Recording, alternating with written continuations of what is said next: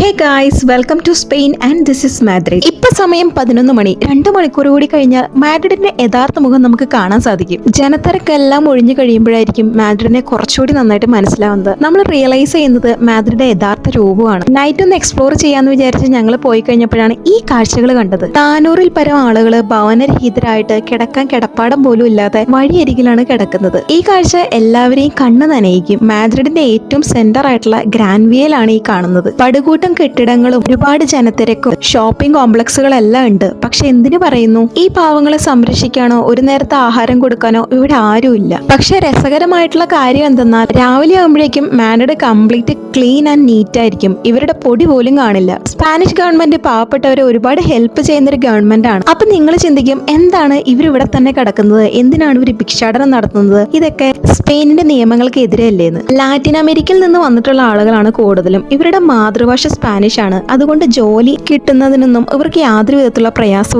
ഇവർക്ക് വേണ്ടിയിട്ടുള്ള ഫുഡും അഭയാർത്ഥി കേന്ദ്രങ്ങളും സ്പാനിഷ് ഗവൺമെന്റ് തുറന്നു കൊടുക്കും എങ്കിലും ഇവർ അതിലൊന്നും കയറാൻ തയ്യാറല്ല. സാധാരണ ജോലി എടുത്തുണ്ടാക്കുന്ന കാശിനേക്കാൾ കൂടുതൽ ഭിക്ഷാടനം നടത്തിയവർക്ക് കിട്ടുമെന്ന് ഇവർക്ക് അറിയാം. അതുകൊണ്ടാണ് ഇങ്ങനെ ചെയ്യുന്നത്. ഞാൻ പറഞ്ഞത് എല്ലാവരുടെയും കാര്യമല്ല കേട്ടോ, ലാറ്റിൻ അമേരിക്കക്കാരുടെ മാത്രം കാര്യമാണ്. മൈഗ്രൈൻസ് എങ്ങനെയാണ് സ്പെയിനിലേക്ക് വരുന്നത് എന്ന് വെച്ചാൽ, വായു പോലും കടക്കാൻ പറ്റാത്ത ഒരു വലിയ കണ്ടെയ്നർ, ആ കണ്ടെയ്നറിൽ എല്ലാവരെയും കുത്തി നിറയ്ക്കും. എന്നിട്ടാണ് ആഫ്രിക്കയിൽ നിന്ന് സ്പെയിനിലേക്ക് വരുന്നത്. പക്ഷെ വിഷമകരമായിട്ടുള്ള കാര്യം എന്തെന്നാൽ പലരും ഈ കണ്ടെയ്നർ തുറക്കുമ്പോഴേക്കും മരിച്ചിരിക്കുന്നത് കാണാം. നല്ലൊരു ലൈഫിനായിട്ട് ഒരുപാട് സ്വപ്നങ്ങളോട് വരുന്നവരാണ്. പക്ഷെ ഇവരുടെ ദാരുണാന്ത്യം കണ്ടെയ്നറിൽ തന്നെയാണ്. അങ്ങനെ രക്ഷപ്പെട്ടു വരുന്ന പലരും അഭയാർത്ഥികളെ പോലെ ഇതുപോലുള്ള സ്ട്രീറ്റ്സിലൊക്കെയാണ് കിടക്കുന്നത്. യൂറോപ്പിലെ ഏറ്റവും ചെലവേറിയ നഗരങ്ങളിൽ ഒന്നാണ് മാദ്രിഡ്. കൂടാതെ കുറഞ്ഞ വാടകയ്ക്ക് വീട് കിട്ടാനും വളരെ പ്രയാസമാണ്. അതുകൊണ്ട് തന്നെ ഇവർ സ്ട്രീറ്റിൽ അഭയം തേടുന്നു. ഇതൊക്കെയാണ് ഞാൻ കണ്ടിട്ടുള്ള മാദ്രിഡിന്റെ ആരും പറയാത്ത രഹസ്യങ്ങൾ.